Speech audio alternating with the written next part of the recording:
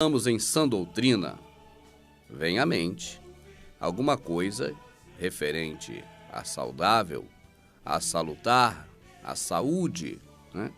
E nós perguntamos, o Evangelho ensinado pelo nosso Salvador, que nós aprendemos a chamar de Jesus, e pelos seus discípulos, é ainda o Evangelho que se prega hoje? É ainda o Evangelho que se pratica hoje? Ou alguma coisa mudou ao longo desses 2000 anos na pregação do Evangelho e no exercício da fé que há na graça conquistada na cruz pelo nosso Salvador, que aprendemos a chamar de Jesus? É o que nós veremos nesse DVD que está começando.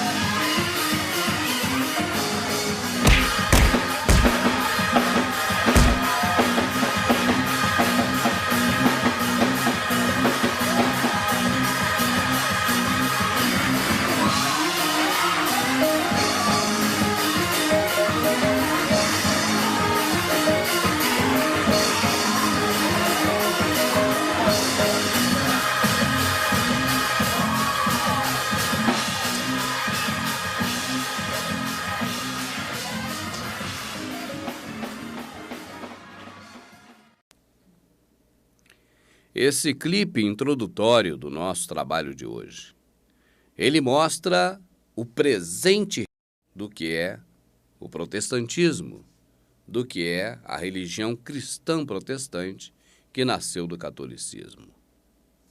Essas práticas que você assistiu nesse clipe, elas não são inerentes ainda a todas as denominações. E também não é inerente à maioria das denominações brasileiras que chegam, segundo um grande jornalista da televisão, a 20 mil denominações. Mas essas práticas, esse tipo de culto, esse tipo de atividade religiosa, no qual eles dizem que é uma atividade evangélica ou gospel, de evangelismo ou de pregação ou de vivência da ordenança do nosso Salvador, ela está se acentuando a cada dia nos Estados Unidos.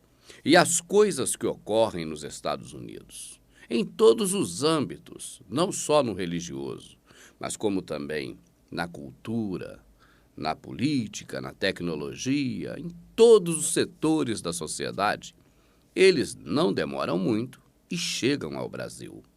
Esse estilo de gospel, esse estilo de evangélico ou de protestantismo, ele está já com um pé na porta da religião protestante brasileira. Quando você vê algo como esse clipe que você assistiu agora há pouco, de repente você pode até se escandalizar. Mas a grande questão que eu venho levantando neste e em outros trabalhos que eu tenho feito neste início do ano 2011 é se esse mesmo tipo de atividade religiosa que hoje nos assombra, será que eles assombrariam os nossos netos no futuro? Nós nascemos conhecendo a religião católica e evangélica.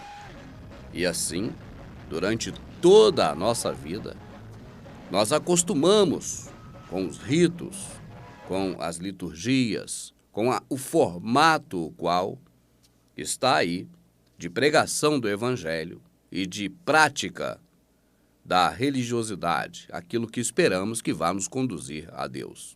Assim, estamos bastante acostumados com esse sistema religioso e por isso nós o achamos normal.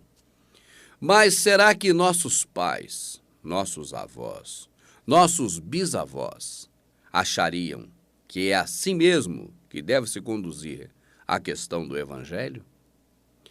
Indo mais atrás um pouco, no início do século XX, será que aquelas pessoas exerciam um evangelho ou uma atividade evangélica da mesma forma que as pessoas de hoje? Recorrendo agora fora do século XX, voltemos ao século I, após a morte do Salvador. Como aquelas pessoas que praticavam o evangelho, como eles se comportavam?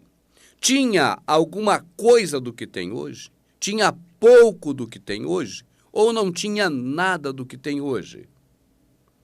Como é a nossa visão? Eu trago alguns trechos de atividades religiosas protestantes dos anos 50, início dos anos 60, final dos anos 50, início dos anos 60. Vamos dar uma olhadinha?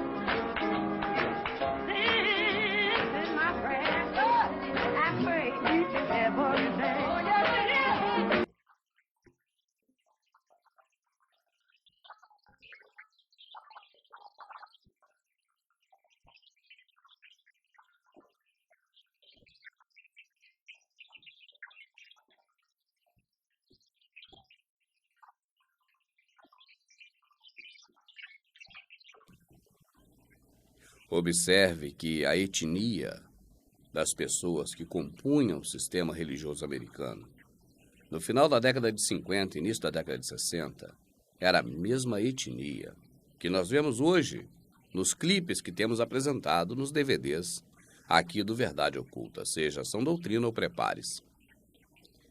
A predominância dos afrodescendentes. Agora, esse clipe que você assistiu parece para você hoje muito bem comportado. Mas será que para os idosos dos anos 60, que já tinham vivido o Evangelho ao longo de toda a sua vida e que agora, após os 60, 70 anos de idade, assistia esse tipo de prática religiosa dentro do Evangelho? Será que esses idosos dos anos 60, eles aceitaram de bom grado esse tipo de atividade religiosa? Ou será que também viam com escândalo? No finalzinho do clipe que nós assistimos agora, houve uma ocorrência que na época foi motivo de muito escândalo e que o clero religioso protestante dos Estados Unidos se manifestou contra esse clipe que você acabou de assistir, esse momento da televisão americana quando se apresentava uma música cantada por um coral evangélico ou por um grupo de cantores evangélicos. Se eu disser para você que foi apenas pelo motivo da propaganda, que era o patrocinador deste programete de televisão, que é um programa pequeno, você pode dizer que isso é um absurdo. Isso é um absurdo para hoje, mas para a época não foi. Aqueles religiosos protestantes do início dos anos 60, eles achavam um absurdo ter um programa evangélico protestante na televisão com um patrocínio de um comércio que deveria ser vendida aquela publicidade no horário em que fosse apresentado aquele louvor a Deus ou aquela atividade religiosa voltada para o Salvador, Jesus, ou para o Criador, o Pai. O que hoje nós vemos como uma grande bobagem, porque estamos acostumados e não vemos nisso algo contrário à vontade do Criador. Você repara, desta forma, que a questão da religiosidade, do cristianismo de um modo em geral, ele vem sofrendo transformações ao longo dos anos. E ficamos com uma pergunta na nossa mente, que é uma mente associativa. Ela é uma mente também racional. Ela pensa e ela tira as suas próprias conclusões. Então, nós ficamos com uma pergunta na nossa mente. A atuação do Espírito Santo, ela vem mudando com os tempos? O Espírito Santo agia de uma forma com os primeiros convertidos lá em João Batista no deserto, com os primeiros convertidos pelas mãos de Paulo, Pedro, Estevão, Felipe e os demais. Com a geração do século XVIII, século XIX, século XX, agora século XXI, o Espírito Santo vem modificando a sua forma de atuar?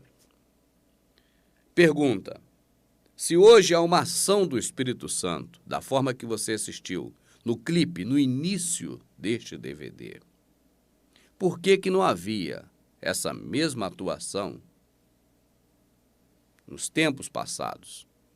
Por que os cantores gospel, que nós temos registros em imagens no final dos anos 50, início dos anos 60, dos corais, nas denominações evangélicas dos Estados Unidos, por que não eram tomados pelo Espírito Santo da forma que as pessoas são hoje? O Espírito Santo mudou a sua forma de ser e de atuar? Outra coisa, por que o que era escandaloso para as pessoas no passado, hoje não é mais escândalo? Porque hoje Deus aceita o que não aceitava naquela época? Porque você mesmo em uma única geração a qual você existe, Você já observou tanta transformação? Você se lembra, você que tem mais de 40 anos, 50 anos, se lembra quando você ia naquele templozinho humilde, daquela denominação humilde, e você não conhecia grandes templos suntuosos como hoje. E ali você sentava para poder assistir ou participar de um culto, ficavam os homens de um lado, as mulheres do outro. As mulheres usavam cabelos muito longos, saia compridas, e não podiam usar calças. Não podiam usar também maquiagem nem brincos. Hoje, dificilmente você encontra esse tipo de denominação ainda em atividade. Hoje você encontra templos suntuosíssimos. E não se admire se em pouco tempo, pouquíssimo tempo, não se admire se você ver templos denominacionais dentro dos shopping centers. Não admire, porque está caminhando para isso. Isso não é nada demais. São lojas comerciais praticamente como as outras. As diferenças é que quem comercializa a fé nessas lojas comerciais, além de ficar isento de muitas taxas e impostos do governo, o que sobra mais dinheiro para os donos dessas lojas da fé, ainda não pagam empregados. As pessoas trabalham de graça. Não há folha de pagamento. E também a loja comercial, ela tem que comprar a mercadoria, tem que fazer a venda deste produto e, com o dinheiro da venda, separar a parte dessa mercadoria vendida para comprar uma outra mercadoria igual àquela para repor no lugar dela. Na comercialização da fé, não há produto físico envolvido. Então, não tem que se comprar nada para poder vender, tirar o dinheiro e comprar de novo. É só fazer a venda da fé, pegar o dinheiro e colocar no banco para render juros. Então, desta forma, é muito mais conveniente para o dono do shopping alugar a sua grande loja dentro do shopping para o comércio da fé do que para um comércio normal. Haverá uma possibilidade muito maior daquele empresário da fé pagar o aluguel em dia e suas despesas do que a loja que tem muito mais despesas no final do mês para poder chegar juntos. Assim, o que hoje pode trazer escândalo, certamente amanhã será algo normal. As coisas comuns, elas se tornam comuns porque elas se tornam rotineiras. Então, de tanto nós vermos aquelas coisas, nós passamos a achá-las que elas são comuns. E nós depositamos muita fé no sistema religioso. Desde criança, nós gostamos de alguém para a gente pôr a culpa. E assim, quando nós temos o sistema religioso, nós entregamos a esse pastor, a esse líder, a missão de cuidar espiritualmente de nós, porque nós sabemos que eles vão dar conta de nós para Deus. Agora, o que eles não nos informam e o que nós nunca paramos para pensar é que, sendo uma responsabilidade ou não de quem ensina, ensinar certo ou errado e depois ter que prestar contas disso, sendo esta uma verdade ou não, isso não vai redimir ninguém do erro naquele grande dia diante do tribunal. Aquele tribunal que todo joelho se dobrará.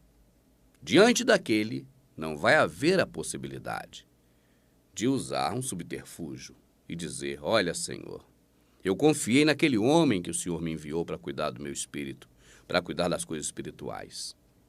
E agora o que eu aprendi errado e que eu fiz errado, a culpa não é minha, foi ele que me ensinou errado. Você acha que esse tipo de conversa com o Criador vai valer alguma coisa? Primeiro que ele vai te responder o seguinte: eu não botei homem nenhum para poder cuidar da sua vida espiritual. Eu avisei quando eu mandei os meus homens escreverem a Escritura. Não há necessidade que ninguém vos ensine. Eu mandei aqueles homens escreverem e eles escreveram.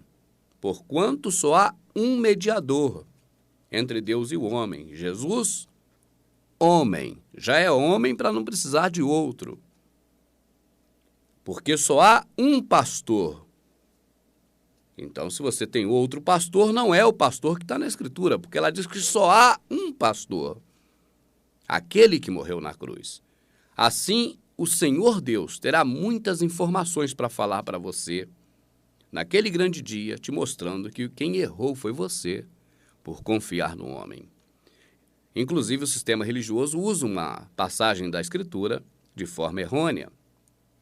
A passagem que diz, maldito o homem que confia no homem, quando eles querem justificar alguma coisa que um ser humano fez para o outro de errado, um golpe, alguma coisa, uma trapaça, alguma coisa que não foi lícita, então eles dizem essa frase, maldito o homem que confia no homem. Mas se você ler na Escritura a essência do que está escrito, se você pegar bem em cima e ler bem depois também dessa passagem, você vai ver que Deus está falando, o nosso Criador, maldito o homem que confia no homem em relação a Deus. Você está entendendo? Maldito o homem que confia no homem em relação às coisas do Criador. Essa palavra é justamente contra os líderes religiosos. É por isso que eles distorcem o sentido e te ensinam diferente, porque é uma palavra que não é amigável a eles. Mas o que eu estou dizendo aqui hoje é que nós vamos acostumando com as coisas. E quando vemos o sistema religioso do jeito que ele nos apresenta hoje e do jeito que nós estamos acompanhando essa evolução desde que nós nascemos, nós achamos que ainda pegamos a essência dele no princípio e que ainda estamos nessa essência. Nós não sabemos, na verdade, e não percebemos que em 2000 anos muita coisa pode ter mudado. Muita coisa pode ter sido acrescentada. E neste Verdade Oculta, Sã Doutrina do Salvador, volume 3, nós vamos detalhar o que aconteceu de fato e de verdade. E você, a cada momento aqui desse DVD, vai pegar uma caneta, um papel e vai fazer anotações históricas para você pesquisar. Antigamente, tínhamos que recorrer aos livros caríssimos e difíceis de encontrar, ou então às lojas de sebo. E mesmo assim, poucos se utilizavam desse hábito da leitura, porque a maioria tem preguiça de ler. Hoje, com o advento da internet, por enquanto, você pode anotar as passagens históricas que, pela misericórdia de Deus, este homem, que muitos chamam de herege, vai estar te dando. E você poderá consultar em várias fontes da internet, para você equiparar uma com a outra e ver se bate tudo isso que está aqui no nosso DVD, dentro da história que conhecemos ao longo desses 2000 anos. Você vai ter muitas surpresas. O que nós vamos ver neste DVD é a sã doutrina pura, do jeito que ela era, quando o Senhor Jesus morreu por nós na cruz. E o sistema religioso, que não transformou a sã doutrina porque ela não é transformável, mas que criou em cima dela essa maquiagem, essa máscara que está aí hoje. E que as pessoas veem essa máscara, veem essa maquiagem, e as pessoas estão achando que estão fazendo a vontade de Deus, obedecendo aos seus líderes religiosos, cara de pau, com essa maquiagem em cima do evangelho verdadeiro. Because we have dumbed down the gospel, because we're not preaching the true gospel, and we are using carnal means to attract people. If you use carnal means to attract men, you're going to attract carnal men. And you're going to have to keep using greater carnal means to keep them in the church. So what has happened is this. We have these large churches filled with many unconverted carnal people. But in those churches, we also have this small group of people that honestly want Christ. And they honestly want His Word, and they honestly want to be transformed. They don't need anything else. All they need is true worship of the true God and Scripture being preached to them and lived out before them. That's what they want. Now, I want to tell you the great sin of the American pastor. And this has got me in a lot of trouble, but it's true. This small group of converted people in that local church, all they want is Jesus. And all they want to do is the right thing. They want purity. They want truth. They want Christ. But the pastor, in order to keep this larger group of unconverted people, he caters to them. So while he is feeding these carnal men and women with carnal things, he is letting the sheep of God starve to death, and he is going to stand before God one day in judgment. Eu estou preparando alguns DVDs do Verdade Oculta específicos sobre alguns temas. Por exemplo, nós vamos lançar um DVD específico sobre a Bíblia. Nós vamos fazer um raio-x da Bíblia, do livro A Bíblia. E vamos, de uma vez por todas, analisar se o livro Bíblia é a Escritura ou se ele não é a Escritura. Se ele é a palavra de Deus ou se ele não é a palavra de Deus. Nós vamos analisar também alguns conceitos do sistema religioso, extraídos de religiões passadas e que estão enraizados ainda hoje dentro da sociedade evangélica ou protestante mundial.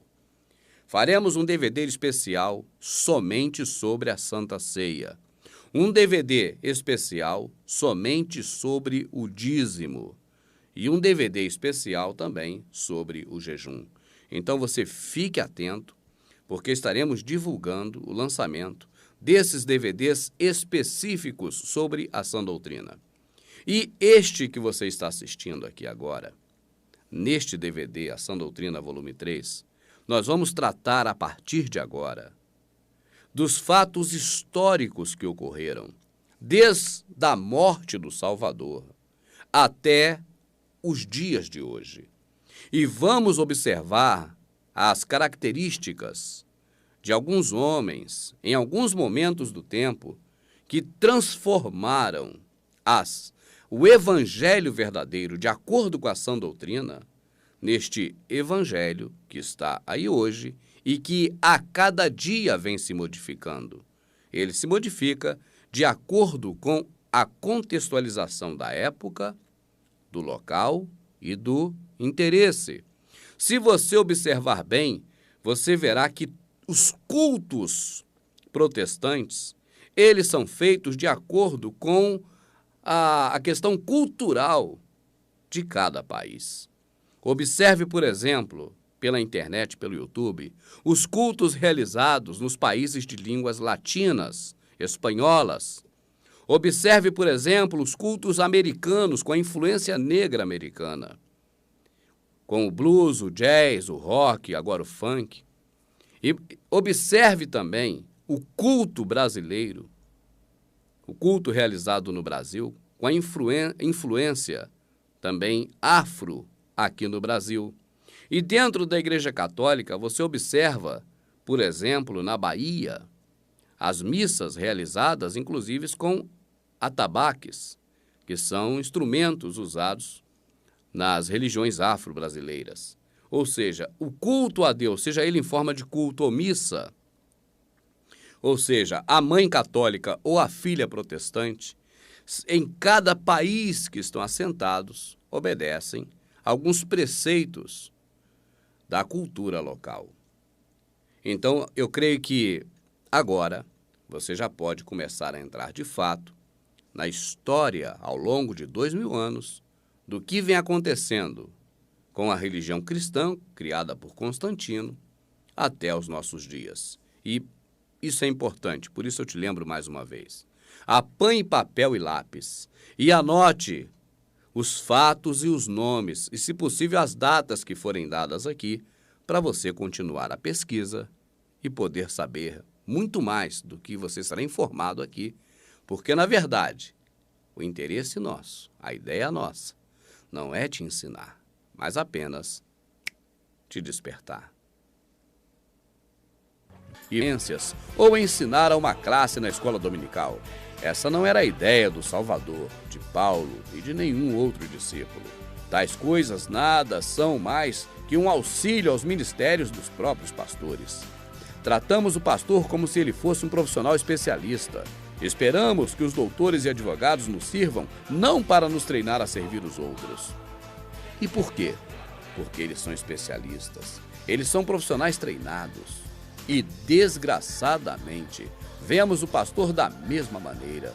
Tudo isso é danoso pelo fato de que cada crente é um sacerdote, não apenas diante de Deus, mas mutuamente, segundo o que está escrito.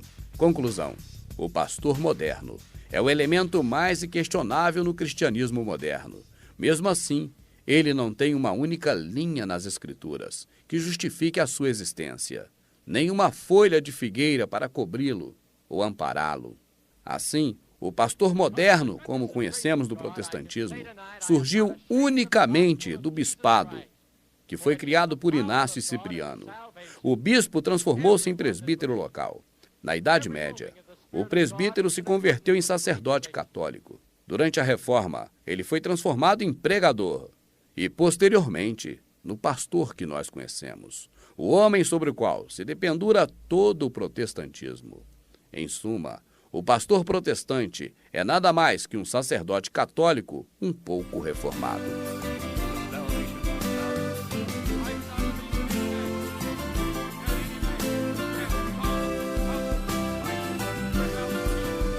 Muitos pastores ficarão por negar os conselhos, pois camuflam o pecado, só falam em dinheiro, pra construírem seus castelos e de jatinho, pra lá e pra cá. São como cães saciares, são como cães devoradores. Eles não têm sentimento, seguem o seu próprio caminho. Tiram tudo das ovelhas, diz o Senhor, fujam dos maus pastores. Você vai se perguntar